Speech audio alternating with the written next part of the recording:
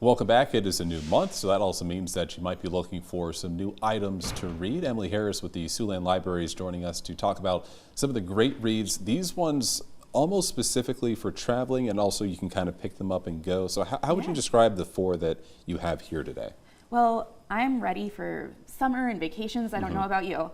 So these are good books to take with you when you travel, or to read on the beach, or if you're not a beach person, if you like movies, they're fast-paced, full of action, really good. Yep, they'll captivate you. They're page turners. And I know you did kind of mention beach. This one right in front of you has a little bit of some beachy vibes, if I'm not mistaken, on the front of it. And this one, it was kind of an interesting synopsis you had for that. What is it exactly? Yeah, well, all of Ellen Hildebrand's books are really good. So this one in particular, well, she lives on Nantucket, so almost all of her books take place on Nantucket. And this one is about identical twins. They don't really get along. So one lives on Nantucket and one lives on Martha's Vineyard.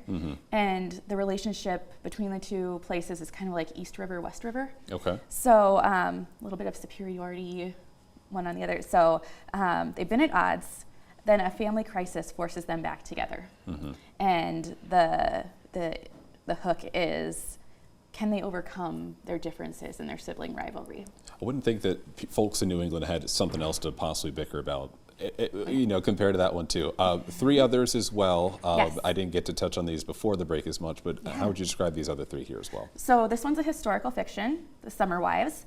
It takes place in 1951. The main character's mother marries money, so she's drawn into that world and she's not used to it. So she's interested in another member of the lower class, and that causes some friction, and then there's a catastrophe, and the main character is banished, and in 1969 she comes back. She's a renowned actress, and she is looking for justice for the man that she loved. Okay. So she's trying to fix what went wrong.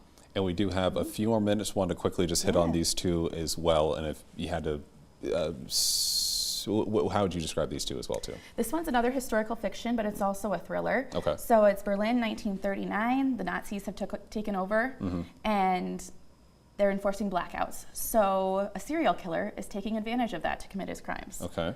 So historical fiction, but also a mystery. Very exciting. And then this John Sanford book is a spin-off series of the Lucas Davenport series. Okay. So the Lucas Davenport series takes place in Minneapolis, St. Paul, and this is about the character who lives there, his adopted daughter. So she works for the Department of Homeland Security, and she just got a really exciting case in Texas, someone stealing oil, and the case becomes explosive, literally, I think.